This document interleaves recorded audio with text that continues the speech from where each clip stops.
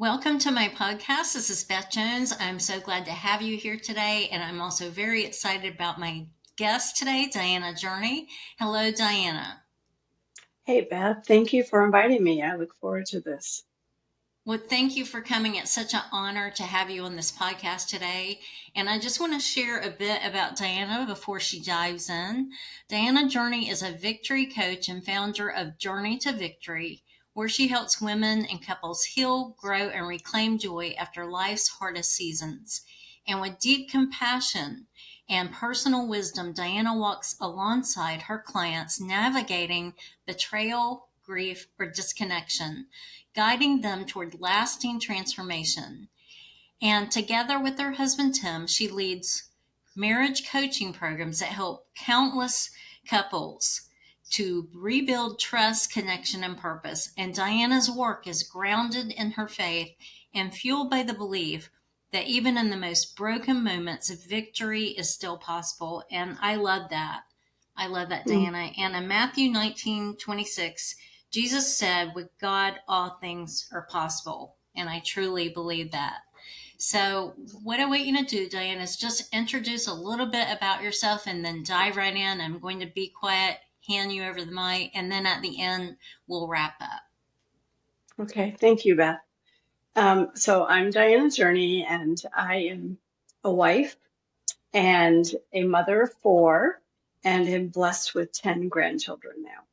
So that is my legacy, my grandchildren, my family, and so part of my story, which I will share, is how I became unstoppable in the threat that was on my marriage. So, and just a little more about me is that I love doing what I do. I love being a coach. I actually started out my college career in psychology, and I feel like then years later, when I became certified as a coach, I became full circle. So I feel like my life is now full circle. So, to me, unstoppable doesn't mean that we didn't or I didn't get knocked down, because I did. It meant that I chose to get back up. It means to me that as faith is my anchor and purpose is my guide, that I keep going. I don't give up. So for me, I got to choose being unstoppable when I learned of my husband's affair. And that was the biggest trial I've ever faced, to be honest. And, I had a choice at that time. I could become bitter or I could become better. And it was a process that I had to work through. And I work with a lot of clients who are going through betrayal or have gone through it. And it is something that really that they're all faced with. Am I going to be better after this, or am I going to be bitter?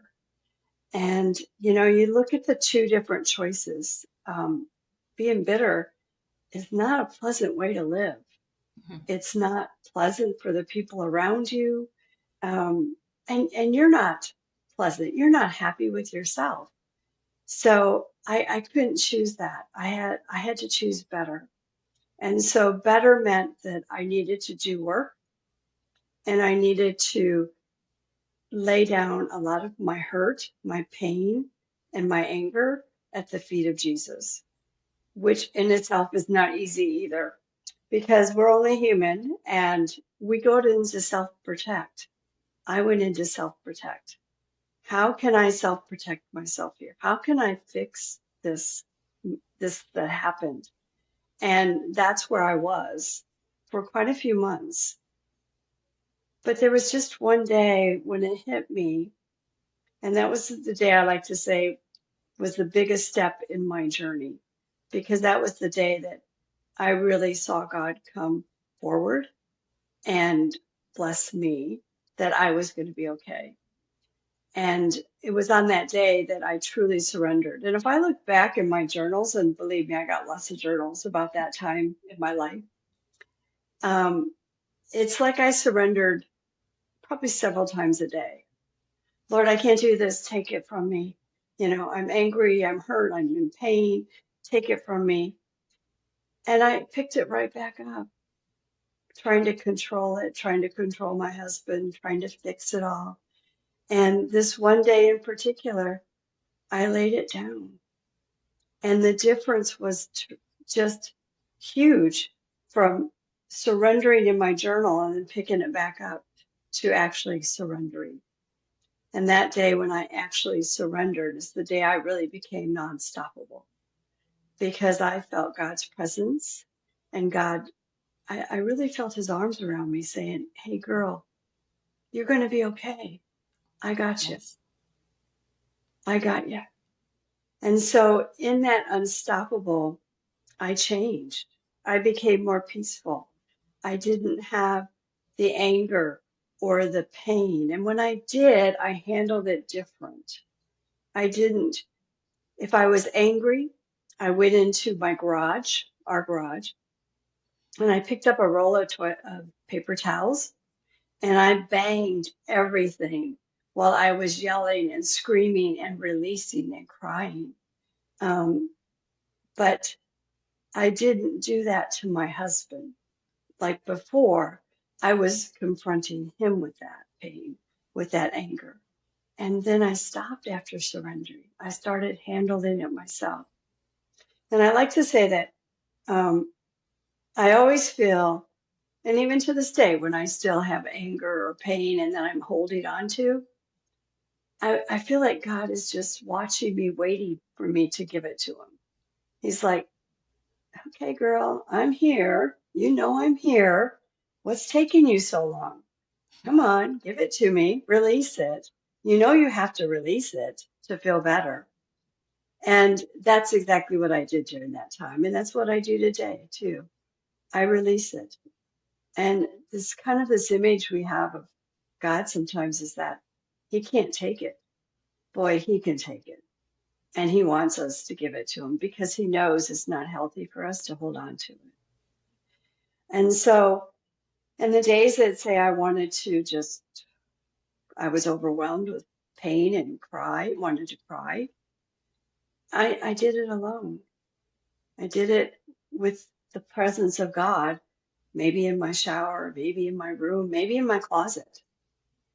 But it was so different than to be in front of my husband being a puddle on the floor, right?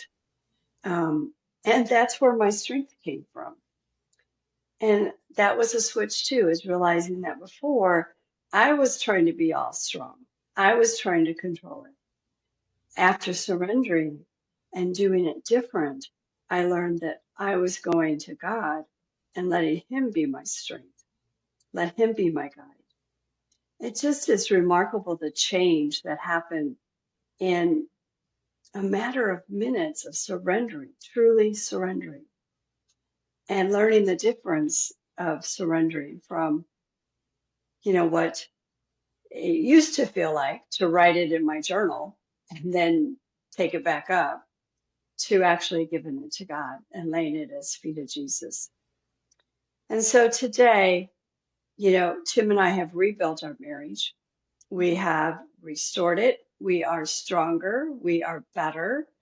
And I mean, I thought we had a good marriage, but we have a better marriage today. We have learned a lot of tools along the way that has helped us get stronger and become better at communicating, at understanding one another.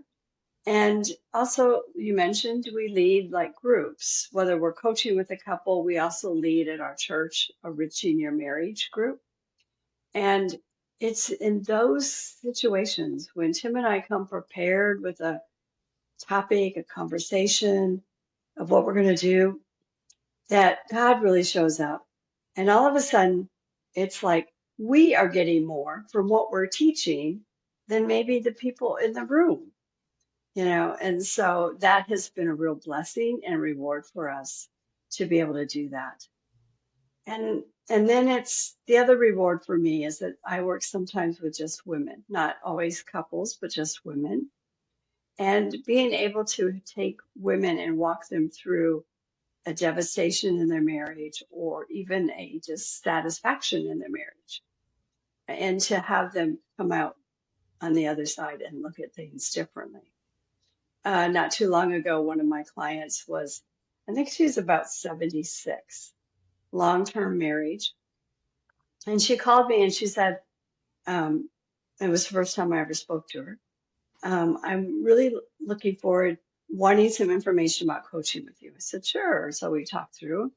And her story was that after all those years of marriage, she's just at a point where she's just not satisfied in her marriage and she doesn't know what to do.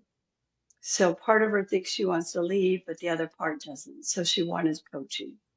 We coached together, and our last session together, she said to me, I want you to know, because of the work we've done together, I'm not going anywhere. I'm staying right here. And what a reward to do that, because here's a person, when we get married, we don't expect a divorce. We expect to be married for life, especially when we're married in a church and Christian faith. And then to have that kind of bubble up in us that might be a possibility, we have to look at everything that we're affecting by doing that. And so for her to say she's not going anywhere, she's keeping her family intact, her children, her grandchildren, and her husband, and they're all able to grow and to be that unity that God wants us to be, instead of a fractured family. Yes. So, and the other day, last week, actually, we had our class, Enriching Your Marriage, and we had new couples there. We were so excited to see some new couples come. And we always ask them to tell us a little bit about themselves, And the one couple said, well, we've been married, I think it was 38 years or something, long marriage. Said how many children they have. And she says, we feel like we have a good marriage, but most recently, one of our children is getting a divorce. And it's really affected us too. And I think that's the thing we don't realize, is that the consequences and the ripple effects that it has when we make a choice like that. And so, kudos to them for them coming and being able to acknowledge that and tell people that. But also for, say, the woman is 76 to reach out and get help before she makes a decision. I think often we're either in so much pain or dissatisfaction, or there's been a lot of destruction along the way, that we don't stop to think that it can be fixed. And Tim and I are proof it can be fixed. We don't do it alone. We need to get help, and we need to trust God. And so that's one of the things, I always tell my clients, or a potential client when they call, is that, have you done everything? Have you really done everything to really go through this to make sure you're making a right decision? And so that going through means doing work. It means going through the process, and it means actually getting real with yourself. What's going on with me that I'm feeling this way? And then getting real with God, going to Him, asking Him, what can we do here? Because we know, and you said all things, are possible through God, and we know that. Yes. But I just think we often just let our humanness get in there too much, and we make the choice. So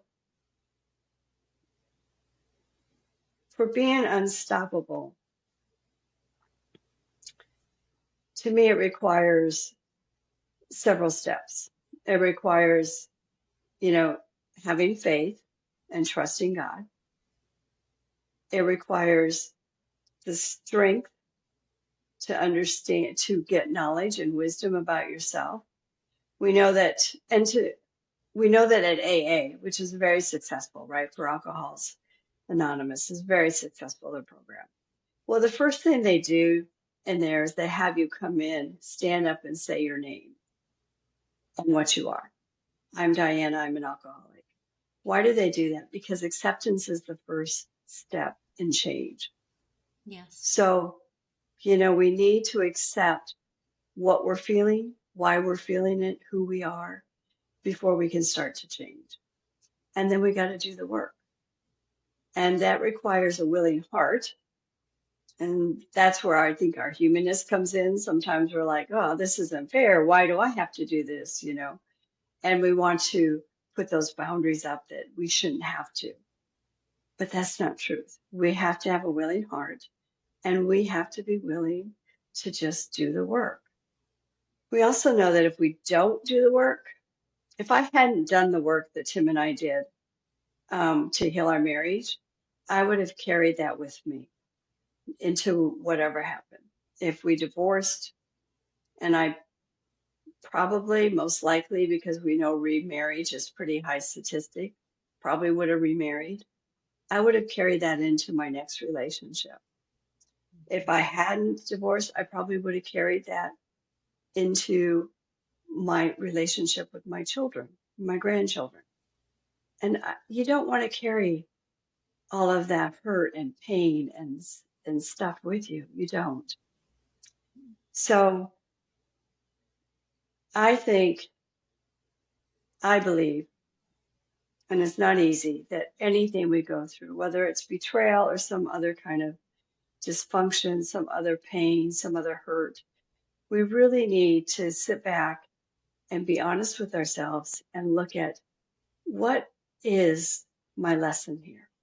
What is it that God can do with this? I never believed that my mess of our marriage could turn into our message, but it did. It did. And, at the time, I didn't look at it as a blessing, but today I do look at it as a blessing. And the blessings, the list goes on, from having the better marriage or the deeper marriage to having our family intact, to being able to work and help others. It's a huge blessing. And I can't imagine my life without it. So, unstoppable doesn't mean that other things aren't going to happen in my life. It just means that I'm going to get up and I'm not going to quit, right? I'm not going to let them take me down, because we know that we don't have control in our life. Other people influence our lives. Other people are making decisions and choices every day that can affect us. But it's up to us how that affects us.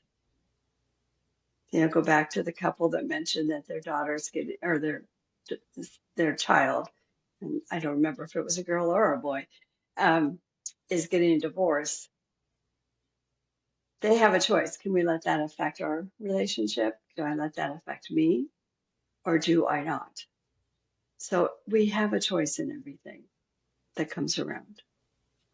And I'm going to choose to be unstoppable. Yeah, Unstoppable is why I asked Diana to be on this podcast. Several years ago, a very seasoned prophet gave Ray and me a word that you are unstoppable. You're like an army tank. And then fast forward to this year, a friend of mine who didn't know about that word, she told me, Beth, you are unstoppable. And she didn't know that that word had already been given to me. But when I saw Diana posting on Facebook about unstoppable, that is why I wanted her on this podcast. The enemy will try to stop us, whether it's through our marriage, finances, health. He'll do all kind of things to try to stop us, stop our faith in Jesus Christ, stop our purpose. And we can't let him stop us. We have to continue to trust Jesus. And Diana and Tim are living proof of unstoppable.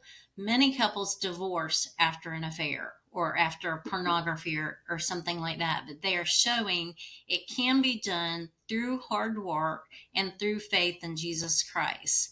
So, Diana, what do you think stops people the most in their purpose and in their lives?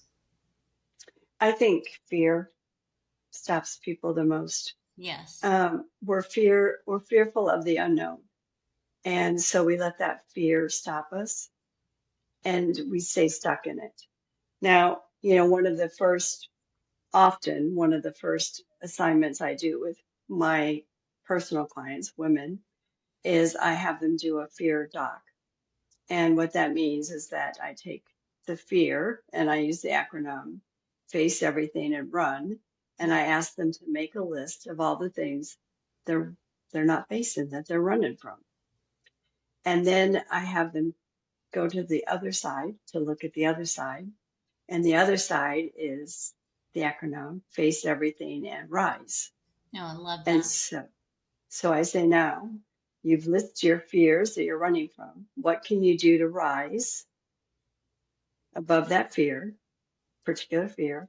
And then I ask them, find scripture to support you in your journey. Because we need that support. We Yes. need, and that's where you find the scripture that speaks to you about that specific fear that you are running from and now have decided to rise above. So That's so that's, powerful. Face everything and rise. And you were talking a while ago about the word surrender. You said that several times. I don't think you knew this. Surrender is one of my one words for this year. I usually pick one word. God reveals a word to me for each new year. But this year I had two words, which was surrender and believe. And God spoke to me through that. The more I surrender, the more I'm going to be able to believe Him and trust Him. So that word mhm. surrender, that was so key to Diana's healing. And it's so important in our journey with God to surrender to Him that His will be done.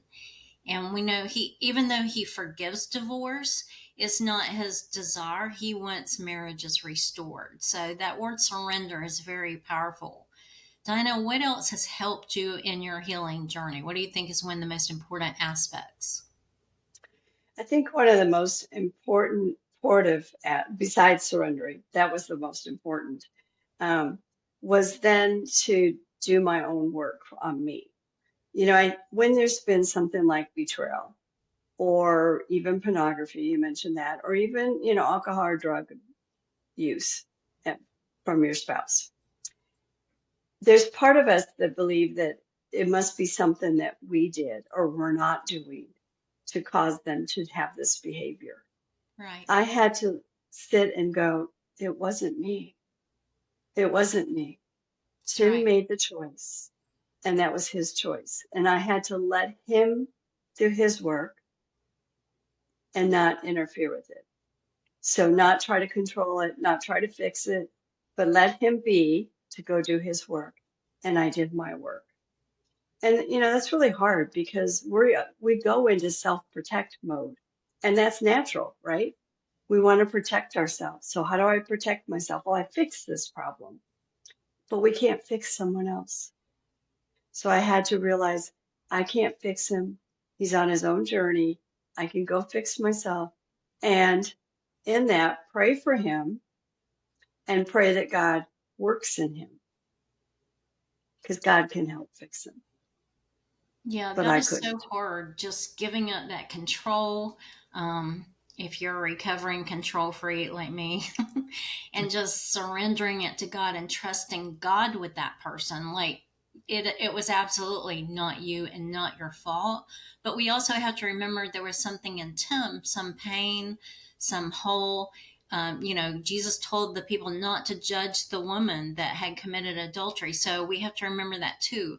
Both of y'all had pain in your hearts, and God wants to heal that pain and heal both of you so that y'all can come together in unity. Right. And I'm glad you brought that up because that's exactly because Beth, we wrote a book and that's exactly what we did in our book is that I wanted both sides of the story told. Um, it's easy to write from pain Tim had a little more harder time with it because he's writing from shame. Mm. And pain is much easier to write. But when you have to sit and look at yourself and put that on paper, it was hard. It was hard for him. But I actually believe God spoke to me that he wanted the story told from both sides, that Yes. there are books out there from the betrayed about the pain, but there isn't, I don't know that there's any out there. I have not found them, let's put it that way, where the man has written or the unfaithful has written about their journey. And so we wrote it. One chapter is mine, one chapter is his, and it's kind of what was going on with us at that time. Um, and I just feel like it needed to be written that way so people could see the other side. You know, I feel really blessed in my healing journey because God, he just kept reminding me that Tim had a side, that Tim was struggling with something, Mm. that Tim was hurting too. And you know, that was hard sometimes to accept, right? Or to hear, like, but, but what if he made the choice, you know, kind of, you wanted to say, I couldn't. God wanted me to open my eyes to what Tim was experiencing or had felt or was going through. And so I had to do that. Now, what is the name of the book and where is it for sale? The name of the book is Our Journey, Infidelity Revealed, Rocky Recovery, Marriage Restored. It's by It's a Diana very and Tim. good book. I read it. It's a very good book. And what I loved about it is Diana was so real and raw in the book about her feelings. Because we can hear, pastors would tell us, or we just know being believers, we're supposed to forgive. Forgiveness is not a one time thing. It can, sometimes you'll need to forgive over and over, reminding the enemy, I already forgave that person. But we need God's grace in order to forgive because we're not God. So we need his grace. And I love how real she was in the book about anger and hurt and betrayal. She just, went through all this gamut of emotions and she talked about that in the book. And I love that. I love how real you were. Thank you. Thank you. And so the book is on Amazon, or you can get it through our website, which will take you right to Amazon. It's a little easier to find it through our website. I'm going to be honest. For some reason, I have difficulty finding it on Amazon. So our website is www.thejourneythrough.com. And you can find it there. Click on it. I do ask anyone who gets it to please write a review. And Yeah. you know how important reviews are. But we had an incident recently, and you know about this, Beth, I believe, that the other woman posted a pretty negative review on the book, throwing Tim under the bus a little bit and bringing back a lot of emotions and a lot of questions. I mean, an affair is a secret. And so you don't know everything. And so she put some things in there that I didn't know if they were true or not. So it opened a door where I had to go and talk to Tim about it. We had to walk through it again. Trey had to get the paper towels again, too. Yeah. And, but he was gracious about it. Because when he read it, he was actually shocked on some of the stuff she said too. And, but I had to ask, is any of this true? These things she's saying. And he said, no, they're not. Well, that would be So, hard for her to post the review and then you read it. That would be so hard. yeah, it was very hard. And, but that's why I say, if you order the book, please go on and write a review because obviously she gave it a low grade.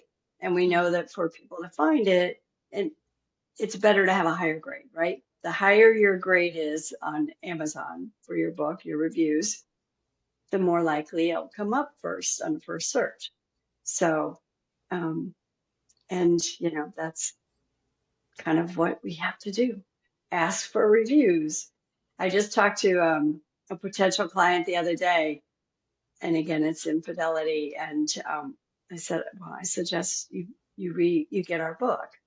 Um, and so she's gotten the book. She texted me, and I said, okay, and telling me how good it was for her, how much it gave her some. I like to say a bit of peace in the middle of chaos, because Mm. there's still chaos going on.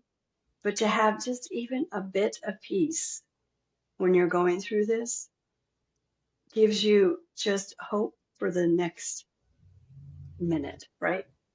And so she said I was able to get just a little piece to understanding of what might be happening here and what I am doing possibly wrong in this journey.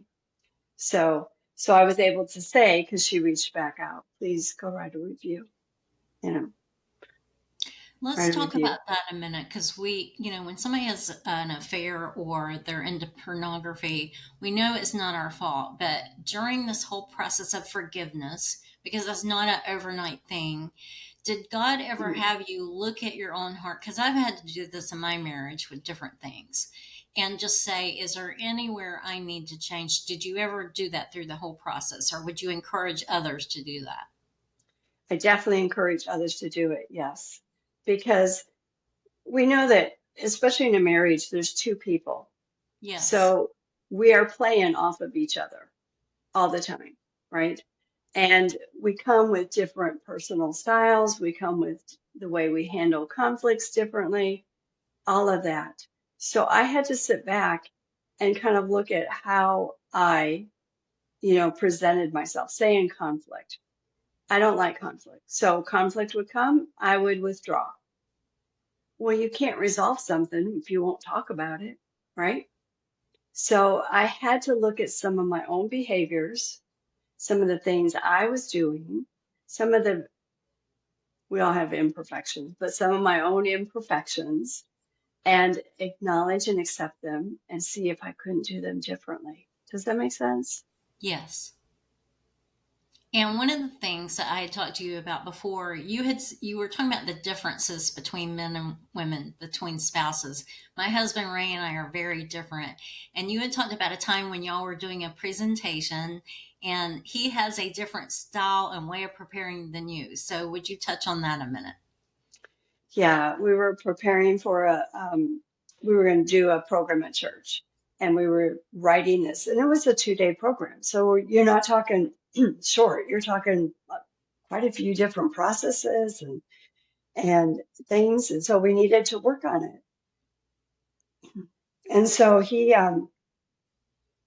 Tim is a powerful popular, is what we call him. He likes to get things done and he likes to have fun.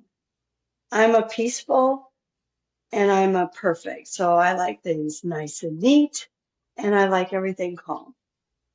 So this day we're working and working and he is like biting at the bit. You can tell I'm losing him. He's not going to be with me much longer. I can tell it. And I said to him, Tim, what if you gave me like 30 more minutes and we work on this for 30 more minutes? We really dive into it. And then we can do something fun. You want to go golfing? He's like, okay. And so he was able to give me 30 minutes of committed deep dive work. And then we went golfing. So it's Yeah, it learning like those things. procrastination is an issue with couples sometimes, and Ray is very much a procrastinator. I'm not. I want it done now. So those Mm. differences can actually drive a wedge between couples. Those little foxes that can spoil the vineyard. So I And just that's thought that why was we amusing. we always start with in our working with a couple, we always start with our personal styles. Because we find that as the number one thing that they need to really understand so they can, then um, it opens a door. Understanding opens the door. So, Yeah, the little things can become big things. The powerful point of Diana's story, I feel, is that her faith in Jesus, that's what helped her get through this, because this was not easy. She, when you look at Diana, you don't see her as a woman in pain. She looks whole and healthy, but something like that is very hard to get through. So I just think it's so powerful. Their story is amazing. So buy their book on Amazon or her website, leave the review.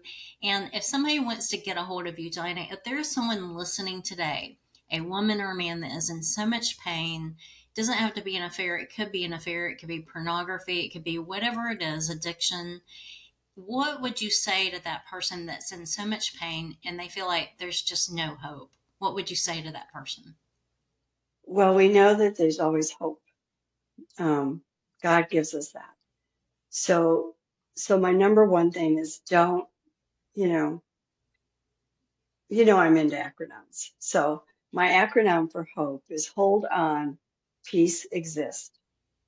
So if you can just plant things like that in your mind, then that gives you that peace for that, just that moment you need it. So planting things that help you, that give you courage and wisdom to hold on a little longer, um, and get some help. God Yes, didn't, God did not, you know, He doesn't want us to go through this stuff alone. that's right. That's why there's counselors and coaches and pastors. So we don't have to go alone. You run to Him. Um, there was a, he was a football player and then he became um, anyway, he was a football player and his wife had cancer. They had 4 children, I think. And he wrote a book after she passed. And the thing that stuck to me is he was talking about what their son who was struggling with his mother's death. And he said to him, what I want you to do when you're feeling that way is run to God. Don't walk, run to God. And that's what we need to do. We need to run to our Father. He's there waiting for us. He's always there. It's us that hold back. He's right there. So run to God and get help. Don't try to do it alone. Yes, that's so good. And also to remember, this is something a pastor friend of us told us years ago. The stakes are high.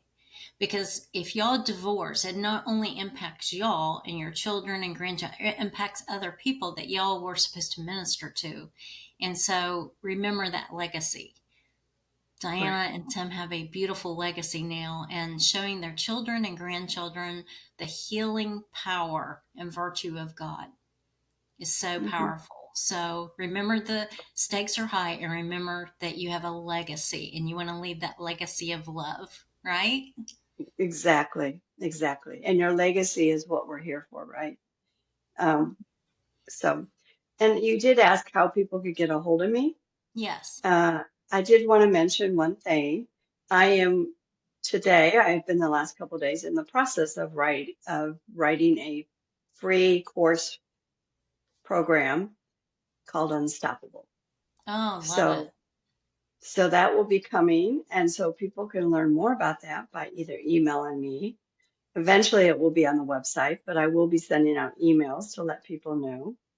And so my email is diana@thejourneythrough.com. So just DIANA at thejourneythrough.com. Now And that's love to hear exciting. from them.